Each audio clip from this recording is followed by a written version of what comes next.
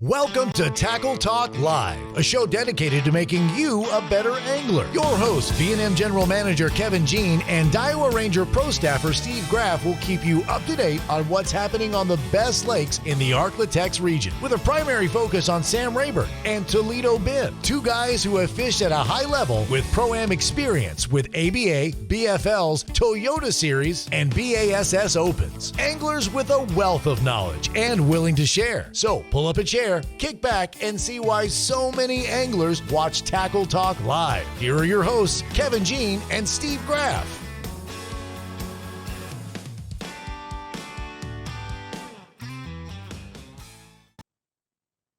Welcome to Tackle Talk Live. I'm 13 Fishing Pro Staffer Steve Graff, along with V&M General Manager Kevin Jean. Kevin, we finally had some much-needed rain last night. As our lakes, a lot of our lakes around here are 4 and 5 feet low right now. Yeah, they are, Steve, and that rain definitely it helped out. I don't know if we got enough to really see anything, but hey, anything we get this time of year it always helps. That's for sure. Yeah, and I think there's more rain predicted. I think this Friday night and Saturday. Of course, Friday night's football night in Louisiana high school sports, and so I'll be calling a game up in Houghton, Louisiana. Hopefully, of course, I'll be indoors, so I'm not going to worry about the rain. But anyway, we definitely need some rain because these lakes, man, especially I know at Rayburn this past weekend, navigation was a little treacherous in certain places over there. Yeah, it is, and we do need a little bit of rain. But I'll tell you, Steve, the grass is finally coming back on both lakes, Toledo Bend and Sam Rayburn. I don't want to see too much rain and get on top of that grass and kill it, but I do want to see some. We do need some more rain coming in for both lakes. We do.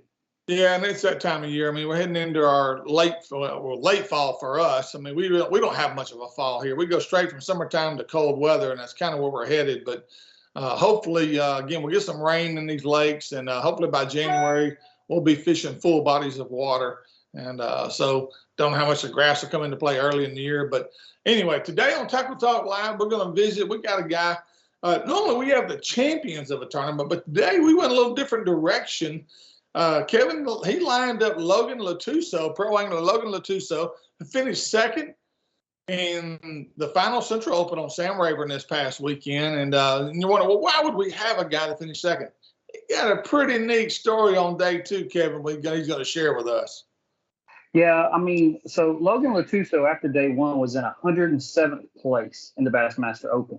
He ended up weighing in over a 31-pound bag on day two, which ran him from 107th all the way to first place. He ended up finishing the overall tournament in second place. But Steve, that's not the only story. The story is not only the tournament; it's also the overall standing. Right. He also jumped that 107th to first place, finished in second. Also jumped him to third in the Central Open standings, and he qualified for the Bassmaster Elite Series. Yeah. And Steve, of course, that's huge, but that's huge on so many different scenarios. And I talked to Logan this morning, known Logan for a long time.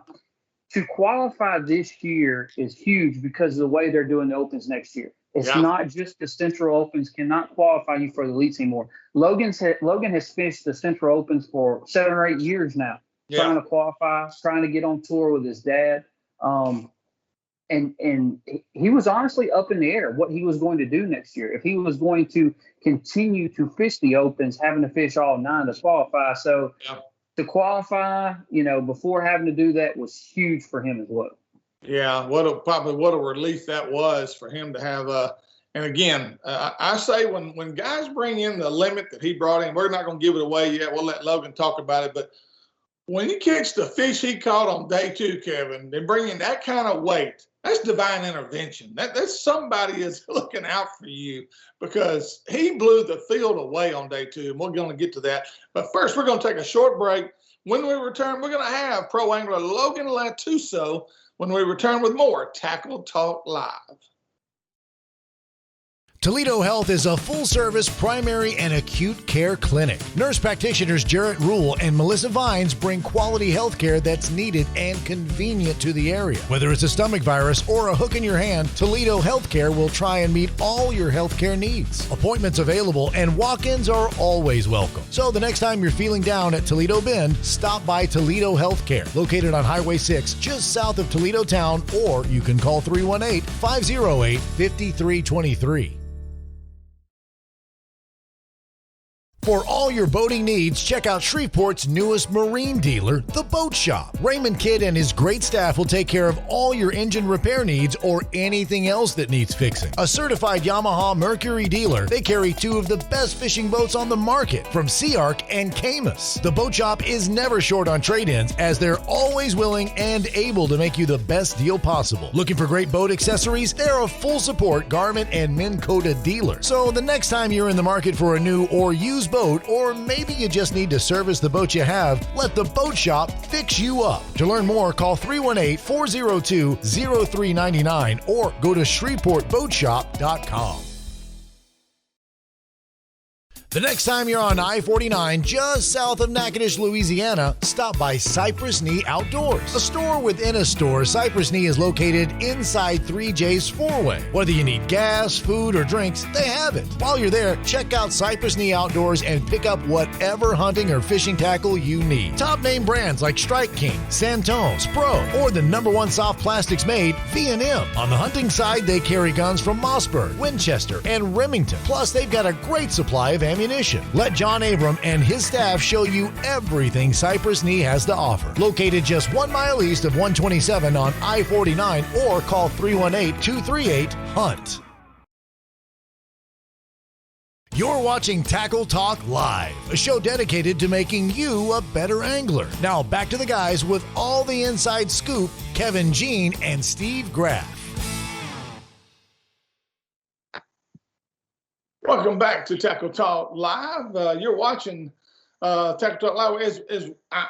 We're both in Natchitoches, but we're in two separate locations. But Kevin, again, right now, and this segment is presented by Toledo Health, The Boat Shop, 3J's Four-Way, home of Cypress in the Outdoors. Again, if you're looking for anything hunting, they got feeders, they got stands, they got everything you could want. If you're still bass fishing, they got everything you want from V&M, Strike King, all the top name brands. Check them out, Cypress in the Outdoors. And while you're there, hey, pick you up some of those good fried chicken or one of those great burgers from their deli right there, man. I'm telling you, awesome food, great place to eat.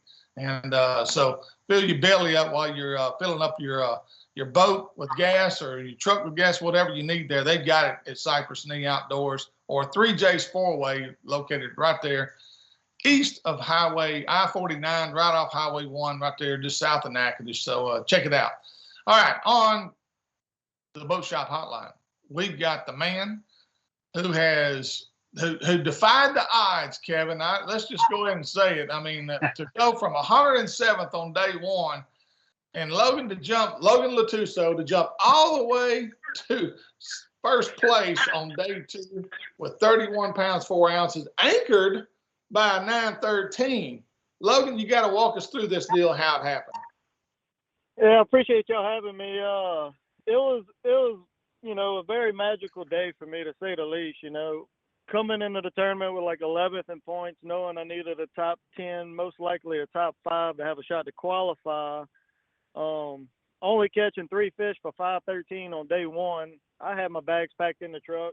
I was heading home at 3:20 the next day, thinking, season's over, we'll try again next year. Well, the next day, I said, I'm going to abandon the grass, stay deep, and just swing for the fence. And I had a bunch of piles marked in practice, like 20, 25 foot. I only caught one keeper on it in practice, a lot of Kentuckies, but the keeper I had was like a 6 or 7 pounder. So second morning of the tournament, first bite I had was at like 8:20. And I popped a 1 ounce jig out the brush pile and line jump, set the hook, and it was like a 911.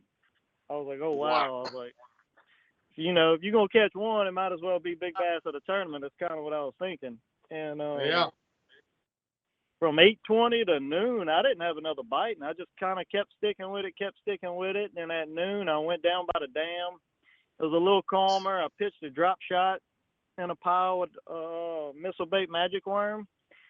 And luckily, when I got the bite, I set the hook. The fish ran out the pile, not into the pile. And I was out there chasing it down. I'm like, this ain't no way this is a bass. It almost felt like a redfish. It was crazy. And then when that fish decided to come up, and I seen the big old eyeballs and the little pink worm in his mouth, I was like, oh God, another one. And I got that fish in the boat, and it was like 9:13. I was like, wow. I was like, starting the day, I got 2 over 9 pounds. I'm like, this is crazy. Most people don't catch that in a lifetime, No. And going a little while later, about like 1 something, I caught like a 5-pounder. I was like, man, I'm getting up there now. And then I just kind of kept sticking with it and caught like a 2.5. And then I had to be in at 320, and at 310, I stopped on the little rock wall at the dam and pitched a drop shot out there and caught a 4-pounder on that same little worm. And I was like, man, this is crazy. I don't even know how much I got right now. And so went from did you catch the rest of the fish? What's that? Sorry, Logan. Did you catch the rest of the fish on the drop shot the rest of the day? I caught a 9-pounder, a 5-pounder, and a 2-pounder on a jig, and I caught a 9-pounder and a 4-pounder on a drop shot. Wow. Like I said, there was divine intervention there, Logan. Somebody was looking out for you, dude, because that's insane. I mean, that's just crazy. All I can say is it was a magical day, and it was meant to be, because coming from 107th to first and finishing second in the tournament and qualifying for the elite, it was still ain't wrapped my head around it all how it happened. It was pretty crazy. Logan, talk about that real quick. What does that mean to you? I mean, to qualify. I know this has been a dream of yours for a while. Tell us a little bit about how long you've been pursuing this, and to have it finally come to fruition for you. What does it mean to you? Oh, it means the world to me. I mean, this is all I ever wanted to do since I was a little kid. It's been a lifelong dream. I've been, the first year I finished 6th when my dad qualified, and they took the top 5 in points. And then a couple years later, I ended up finishing 6th in the points. Then another year, I missed it by just a couple spots past that. So I've been close several times, and just when you think this year was over, that one day on Friday with that one big bag didn't just change the tournament. It was a life-changing bag. Yeah. Logan, I want to talk a little bit more about Saturday and this day that you had. So the drop shot that you caught, the 913 big fish of the tournament, you caught on a drop shot. What pound test line was you throwing? That was 10-pound test. I think I had like a 15-pound braid to a 10-pound test fluorocarbon leader Sunline Sniper. I was pretty nervous when I hooked that one. Oh, absolutely. So you pitch it in the brush pile. I'm assuming you're looking at this brush pile on your grass, on your Panoptics, or your forward-facing sonar? Yeah, I was looking at it on the Humminbird 360. Could you see the fish? I did not see the fish. I just seen the brush pile on the 360. I got you.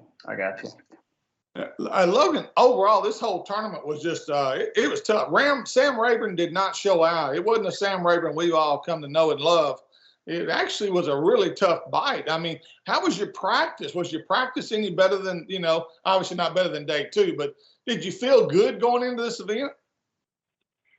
So in the early days of practice, I felt decent about it in the grass, thinking I could catch 13 to 15. And I don't know if it was the front that cold front we had, or the pressure of everybody in the grass, or a combination of both, and then parts of the lake was turning over and this and that. And practice was never really easy.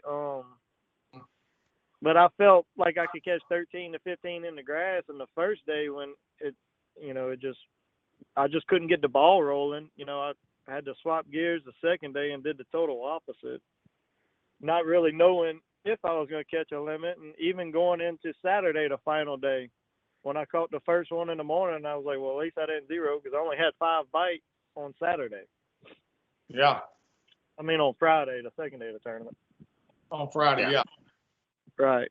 So the piles that you caught them in on Saturday, was it Did you catch any fish out of the same pile, or you just caught one fish out of each pile that you went to, when you got bit?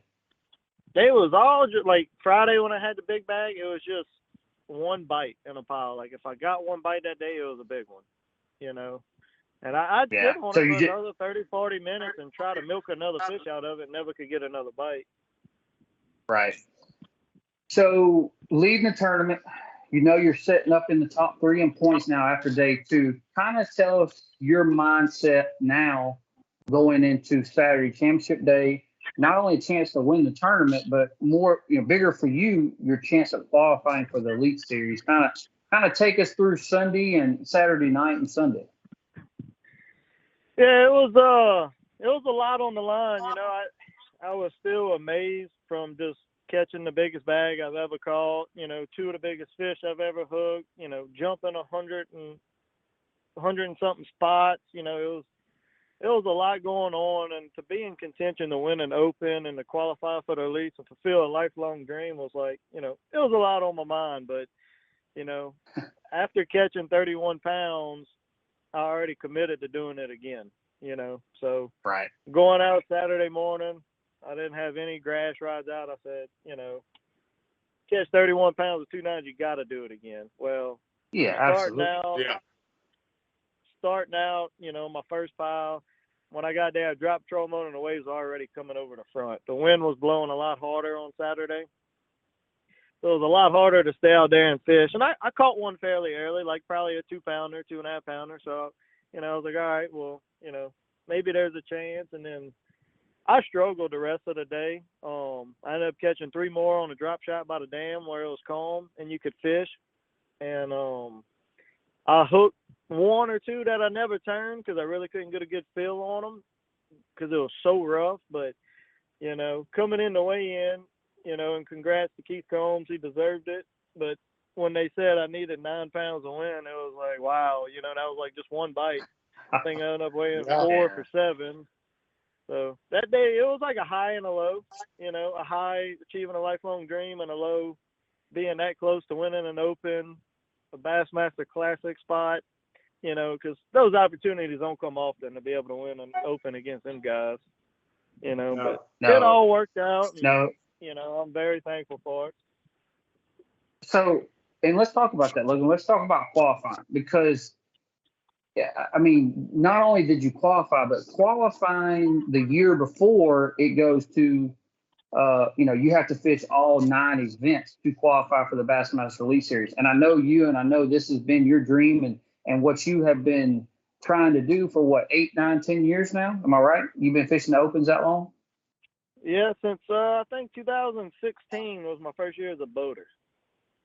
Okay, so 7 years, 6, 7 years fishing the Opens. But what if you wouldn't have qualified? Was you going to fish the all 9 Opens next year? Have you thought about that? Kind of, take us through what your thought process was there.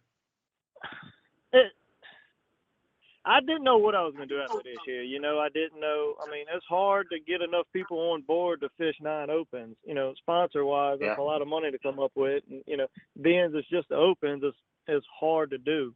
I didn't know what I was going to do. I contemplated between that and, maybe some Toyota Series or something, But I always kept saying, everybody would ask me, I was like, oh, I'll just wait to see after the end of the year, wait to see after the end of the year, wait to see after the end of the year. Well, not knowing the end of the year would turn out like this, but I'm sure glad it did because I tell you, that'd be pretty hard to try to qualify through all 9 next year. Logan, now the work begins for you as far as a professional angler. You've got to probably line up sponsorship, try to get more help with, dollars, tournament entry fees, travel. It'd be a little more extensive. So how hard is it now for you guys, the new guys, especially coming on the Elite Series? How hard is it to find these companies out there that are willing to help put up that kind of money now?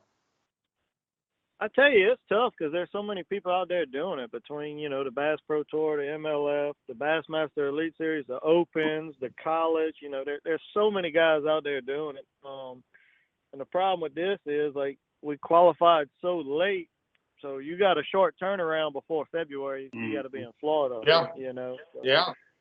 there's a lot going on, you know, but we'll see. We'll make it happen.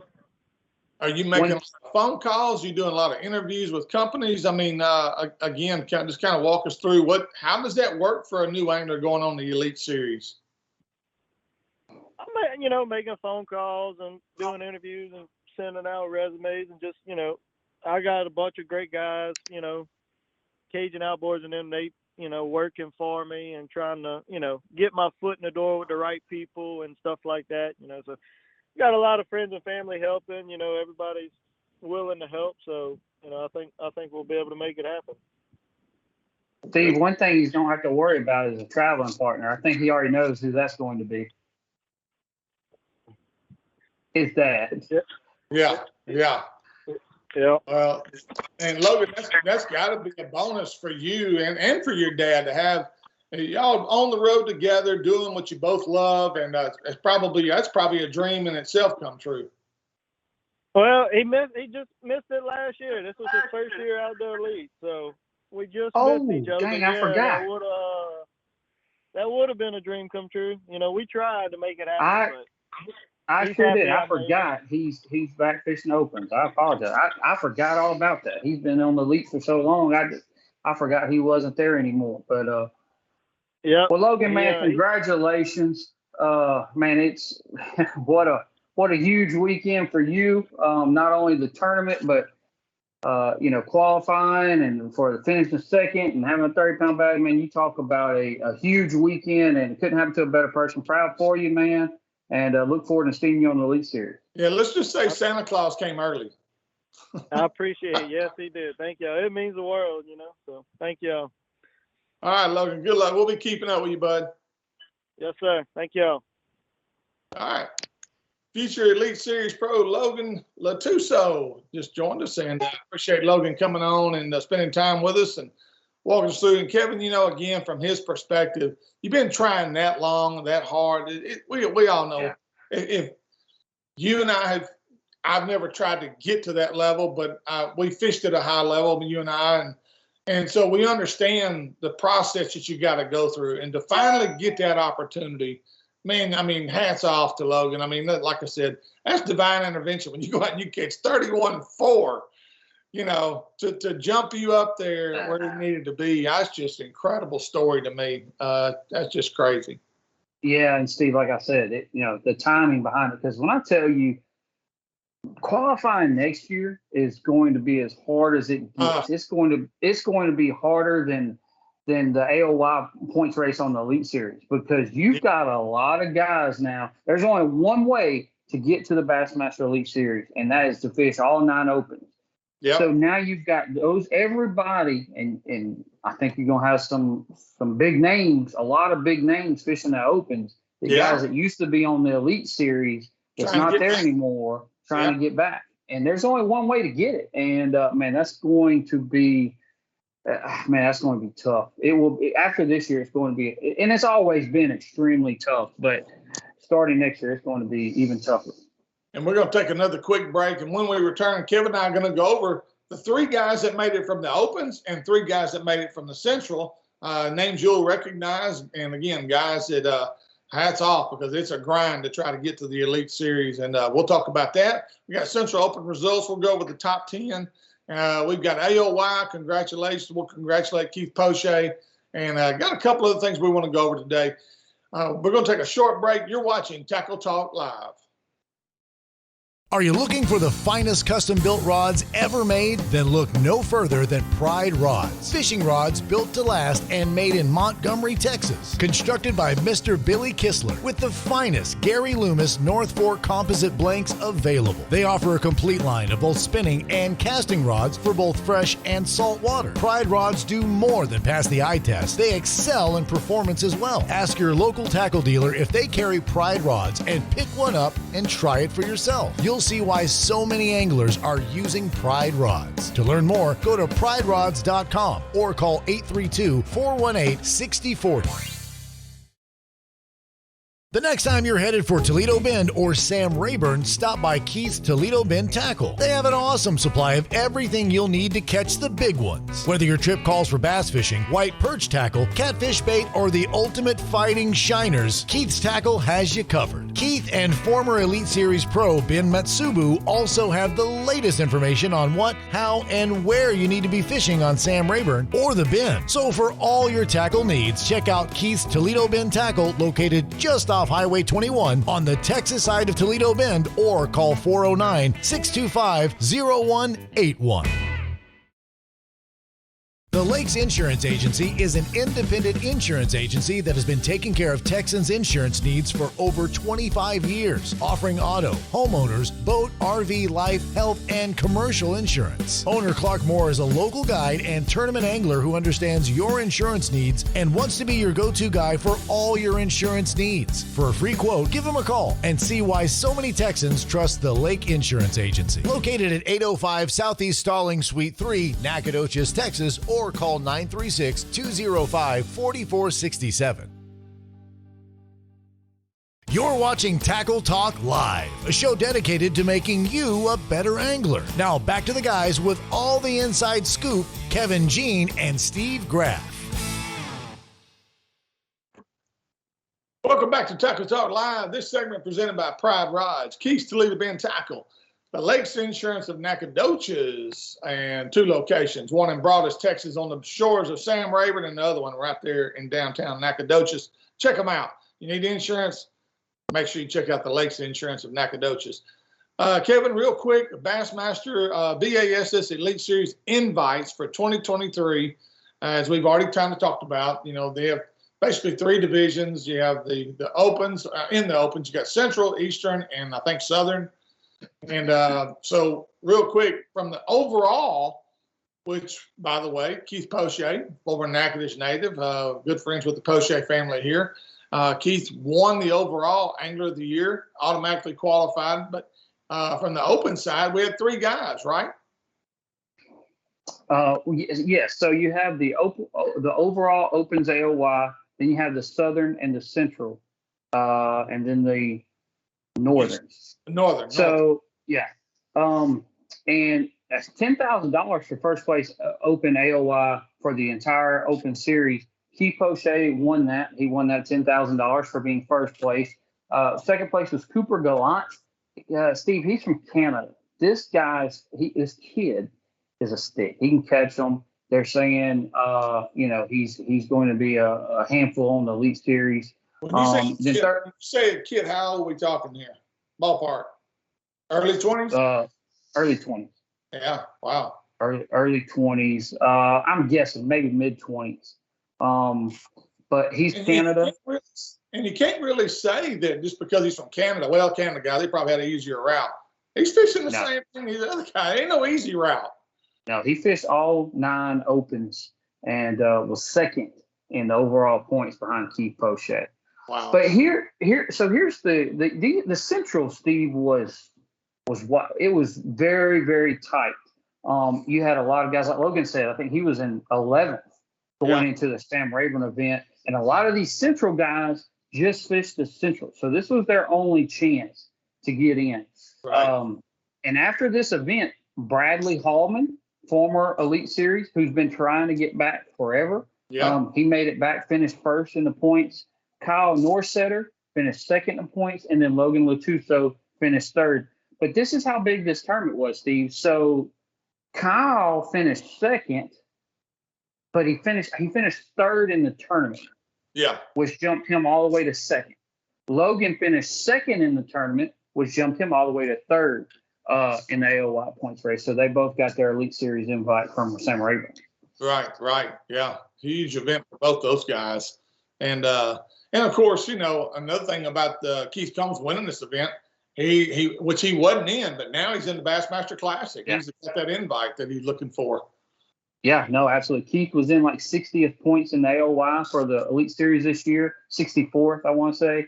And so he was not classic. He was not fishing the Bassmaster Classic, but he's fished all the other Central events, and winning the Sam Rayburn gets him in the Bassmaster Classic. Yeah. And so congratulations to Keith, who we have him on a couple of weeks ago, didn't we? It's been a while, but yeah, we've had him It's on. been a while, yeah. But looking at the Open AOY standings, again, Keith Poche won it with 15:07. Cooper Gallant was second with 14:37. Cole Sands was third with 14:36, just 1 point back of Gallant. Could have easily been second. Kevin, we kind of felt like Keith just didn't want to screw this up. He had a 39-point lead going into this event. If he catch a good limit, 12, 13 pounds every day, he probably was going to win it, right? Most likely, just depending on. It's hard to say, Steve. It's hard to tell on Sam Rayburn. 11 pounds a day can get you a check, or 16 pounds a day it takes to get a check. So it's hard to say kind of on Sam Rayburn where you have to be at. I just felt Keith was in a good shape because of the amount of grass on Sam Rayburn and how he likes to fish. Right. And he had a good day two. He had a tough day one. And luckily he caught him on day two. I don't think he would have won. Yeah. Well, I know the final day, I actually watched the live coverage that they had on the final day. He had this one spot that he found not too far from 147 Bridge. You could see it in the background. He had one spot that he'd never fished before. He found it in practice. He just knew it set up right, but there wasn't nothing really on it. But he checked it every day, never really got about it until the final day. He went to it early in the day, and they were there. And he caught his better fish off that one spot early that day, and then he caught the rest. He limited out at a couple other places. But, it just goes to show you the amount of time and, as you would say, screen time, behind the steering wheel. That's how he found this place, was just scanning and driving over the lake. And he come across it, and he said, man, that just looks like too good a spot for them not to set up on. And finally, they were there on the final day for him. So, well, and can you imagine? I didn't hear that, nor do I know where his spot was. But if it's somewhere up by 147, I mean, you know how long it took him to get there from the dam going 40 miles an hour? Yeah, exactly. He's fishing the same little boat that he won the Red River out of. So it's I don't forget what horsepower it has, but I mean, that's a haul going 40 miles an hour. I'm talking about Keith Combs. Oh, I'm sorry. I thought we were talking about Poche. Combs that won the tournament. He's the one that found this spot. Yes. Okay. So Combs, yes, it was a hard spot in a ditch in about 15 foot of water. He did catch a 5-pounder in practice off of it. Right. He said that keyed him in on this is the right. He said it's like all his other stuff he fishes there. And he knew it was setting up right, like you said. And he caught a 5-pounder practice, so he kept checking it. It was in his rotation. Yeah. With all of his other stuff right there, it was in his rotation. And he decided to start. He never got anything going in the mornings, and he decided to start on it the last day, and it fired for him. And Kevin, you and I both know that we fish Rayburn a lot. How many times timing is such a factor on those deep water fishing? I mean, that's it. The whole deal. It's all about timing. Yeah, it's absolutely 100% about time, especially when you're talking about fishing hard spots. Yeah. On Sam Rayburn, hard spots is almost all timing related. Yeah. You're right. Real quick, the Solo 150 registration. I know people have blown up on we've been pushing it and advertising it, and the phones were ringing off the hook at APA when it wasn't really open yet. And I apologize for telling everybody call now, because you shouldn't have been calling. But it has been open for about a week. Numbers, I talked to ABA this morning. When I called in, I signed up for the 150s as well, all three of them. You can sign up in the package, or you can sign up in the individual events. Right now, they're taking individual events too, if you want to do that. That's I think I just started yesterday, where you could actually do that, individual events. So, but anyway, phones are open at ABA. Call them, get signed up for the Southwest Division. And I asked the girl this morning, I said, well, how are the numbers looking? She said, I don't have the total numbers. She said, all I'm going to say is you're going to be extremely pleasantly surprised at how many people are signing up for the Southwest Division. She said the phone is rang off the hook. So that's going to be a popular trail, Kevin, coming this next year in 2023. No, absolutely. And we said it I told you that when you told me the schedule, I said he's going to knock it out of the park because of that schedule. Yeah. Where there's you don't have to have a large tournament scale. We've got too many good lakes right here, too many good fishermen that don't want to travel. They Right. don't have to. No. Between Rayburn, Toledo Bend, Lake of the Pines, and everything we have takes home, everything we have right here, we don't have to go to Oklahoma. And No. when he come out with that schedule, I said, "Yep, that's it. He's got everything else right. The payback's right. The entry fee's right. Everything is right. He just Right. never had a chance. And it wasn't Chris's fault. He No. just never could put it together with the Rams. He Right. got it right this year. He's going to knock it out of the park, no doubt." Yeah, it's going to be a home run. You're exactly right. And speaking of, choosing circuits, Kevin, I've been wanting to talk about this for a few weeks, something I've kind of put together. Key reasons why people fish. And if you want to go to our Facebook page, Tackle Talk Live, go to our Facebook page, question of the week. With so many tournament trails to choose from in 2023, what's the number one determining factor as to why you fish certain circuits? Is it entry fees, payback, reputation of the circuit, travel involved, ability to be competitive, fuel cost, overall economy, regionals? Where are the regionals located? That seems to be a big factor. I know when I hear from Bass Champ guys and I hear from BFL guys, where's the regional? Where is it going to be? That seems to be one of the top questions they want to know. Where is that at? I've already gotten phone calls and text messages from guys wanting to know, where's the 150 championship going to be? Well, it hasn't been determined yet. They're actually, ABA is working on that as we speak. And when they know it, they'll announce it, just like Bass Champs does. Even Bass Champs doesn't know their championship yet. Talked to Chad Potts about that before, and Chad said, we don't know a lot of times till we're halfway through our regular season. He says it may be April or May before we actually know that. He said, we're in negotiations with these people, different communities, different lakes around our region, trying to figure out what's the best place. Of course, it's all about, you and I both know, it's all about who's putting up the money. So, but anyway, when we know those numbers, when we know those lakes, we know those lakes, we'll let you know. And and the BFL schedule, when it comes out, they usually announce theirs with their schedule. So, it's announced. It's you follow. Yeah, it's you follow. And you follow Oklahoma, right? Correct. Yeah. And that's why, and I'll tell you what, and the BFL schedule, I mean, you've talked about this. They did a heck of a job with their schedule this year. Now it is the best schedule in a long, long time. Now I'm a little biased because Toledo Bend's on there twice this year, finally. Right. But that schedule, what they have, along with in my opinion, Lake Eufaula, which is a lake that is just on the rise. They are catching them up there. You can catch a really good bag. It's a really good lake. Yep. And it's not that far. So for a regional for us, that's a pretty good regional. So I really like the BFL schedule as well. Yeah, it's about 6-7 hours up there from our part of the state, Northwest Louisiana here. I've been there twice the last 2 years. Outstanding. Love going to Eufaula. Great fishery. It's a lake, Kevin. Even when the wind blows, you can get out of the wind there because the way that lake is laid out. It's just a great place to go fishing, and the quality of the fishing there is really, really good. Bass Champs has announced their locations now. We gave you the dates a few weeks ago as to when the Bass Champs event. Well, now they've come out with the lakes. Event number 1, Sam Rayburn, January 21st. Event number 2, Toledo Bend, February the 11th.